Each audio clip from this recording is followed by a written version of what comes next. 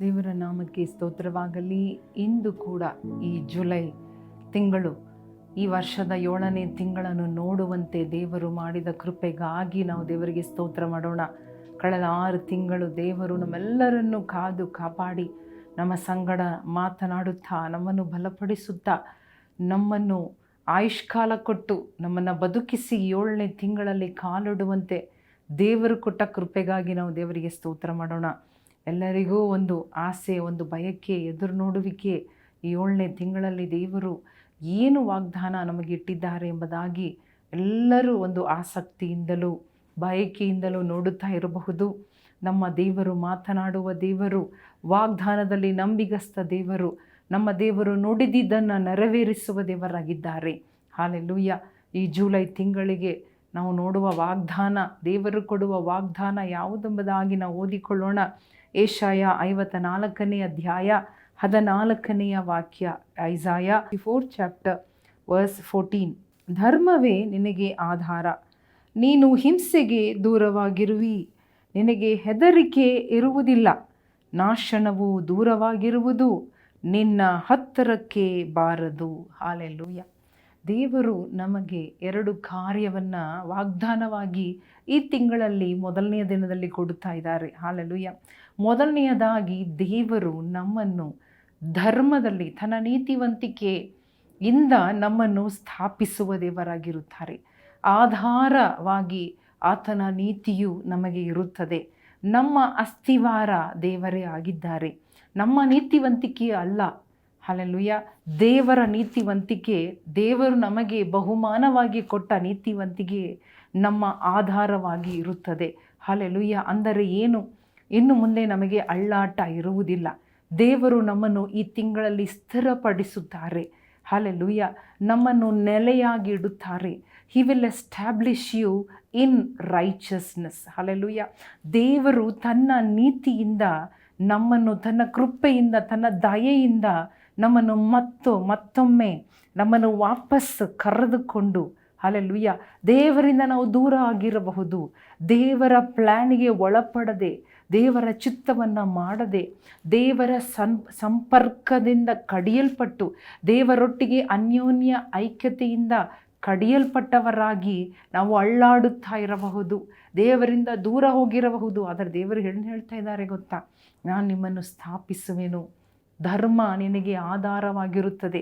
ನಿನ್ನ ಜೀವನ ಇನ್ನು ಮುಂದೆ ನೀತಿ ತುಂಬಿ ಇರುತ್ತದೆ, ಧರ್ಮದಿಂದ ತುಂಬಿರುತ್ತದೆ, ಪ್ರಾರ್ಥನೆಯಿಂದ ತುಂಬಿರುತ್ತದೆ ಎಂಬುದಾಗಿ ದೇವರು ನಮಗೆ ವಾಗ್ದಾನ ಕೊಡುತ್ತಾ ಇದ್ದಾರೆ. ಹಲ್ಲೆಲೂಯಾ. ಕಳೆದುಕೊಂಡ ಸಂಪರ್ಕ, ಕಳೆದುಕೊಂಡ ಆ ಒಂದು ಫೆಲೋಶಿಪ್, ಆ relationship, God is going to give you back. He is going to receive you and He is going to redeem you. He is going to establish you. Hallelujah.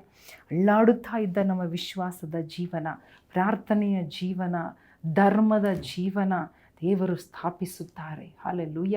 2ನೇಯದಾಗಿ ಅವರು ಹೇಳುತ್ತಾ ಇದ್ದಾರೆ, ನೀನು ಹಿಂಸೆಗೆ ದೂರವಾಗಿರುವಿ, ನೀನು ಭಯಕ್ಕೆ ದೂರವಾಗಿರುವಿ. Operation will be far from you. Hallelujah. ಹಿಂಸೆಗಳು ನಿನ್ನಿಂದ ಓಡಿ ಹೋಗುತ್ತದೆ.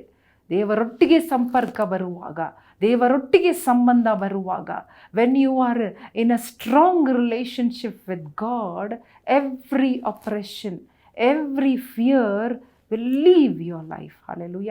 ಹಾಲೆಲೂಯ. ಅದೆಲ್ಲ ಓಡಿ ಹೋಗುತ್ತದೆ. ಕಾರಣವಿಲ್ಲದ ಭಯ, ಕಾರಣ ಇಲ್ಲದ ಆಪರೇಷನ್, ಹಿಂಸೆ ಎಲ್ಲವೂ ಓಡಿ ಹೋಗುತ್ತದೆ. ಹಾಲೆಲೂಯ. ನೀವು ಸುಮ್ಮನೆ ಭಯಪಡುವ ಅವಶ್ಯಕತೆ ಇಲ್ಲ. ಸುಮ್ಮನೆ ಇನ್ನು ಮುಂದೆ ಭಯಪಡಲಾರಿರಿ. ಹಾಲೆಲೂಯ. ಆದರೆ ನಾವು ಏನು ಮಾಡಬೇಕು?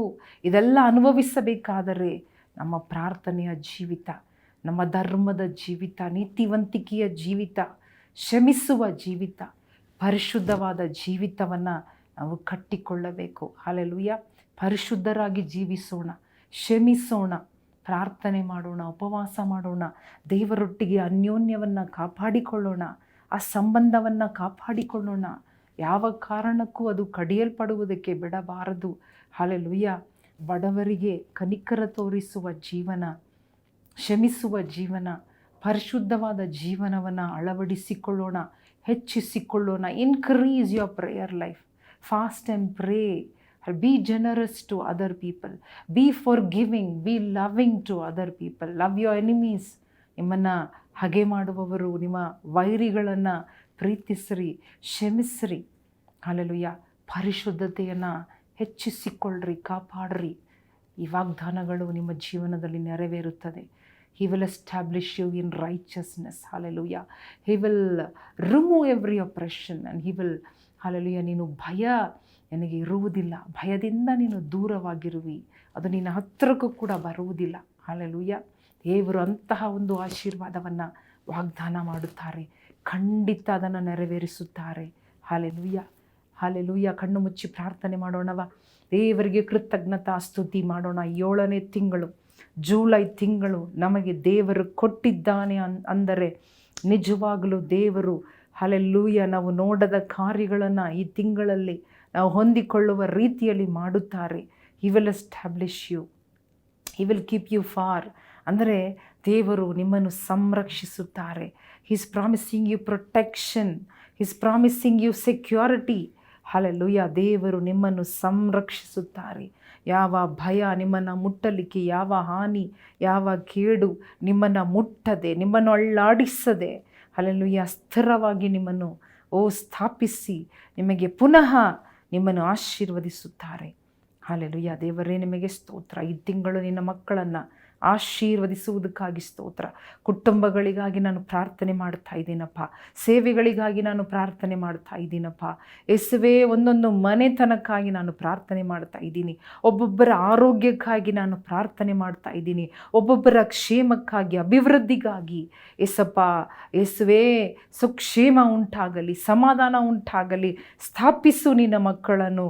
ಅಲೆದಾಟ ಸಾಕು ರಾಜ, ಸೋತು ಹೋಗಿದ್ದು ಸಾಕು, ಹಿಂಸೆ ಪಟ್ಟದ್ದು ಸಾಕು, ಭಯ ಭೀತಿಯಲ್ಲಿ ಜೀವನ ಮಾಡಿದ್ದು ಸಾಕು. ಇವತ್ತಿನಿಂದ ಅವೆಲ್ಲ ಮುಗಿದು ಹೋಗಲಿ. ನಿನ್ನ ಮಕ್ಕಳಿಗೆ ಹೊಸ ಜೀವನ, ಹೊಸ ತಿರುವು ಉಂಟಾಗಲಿ, ಹೊಸ ಆರಂಭ ಉಂಟಾಗಲಿ. ಈ ತಿಂಗಳು ನಿನ್ನ ಮಕ್ಕಳಿಗೆ ಹಿಂಸೆ ಬೇಡ, ಭಯ ಬೇಡ, ಎಲ್ಲವನ್ನ ರದ್ದು ಮಾಡಿ ಹಲ್ಲೆಲೂಯಾ, ಸಮಾಧಾನ, ಸಂತೋಷ, ಆಶೀರ್ವಾದ.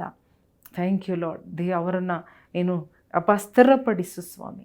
ಯೇಸು ಕ್ರಿಸ್ತನ ನಾಮದಲ್ಲಿ ಬೇಡಿಕೊಳ್ಳುತ್ತೇವೆ ನಮ್ಮ ತಂದೆ. ಆಮೇನ್, ಆಮೇನ್.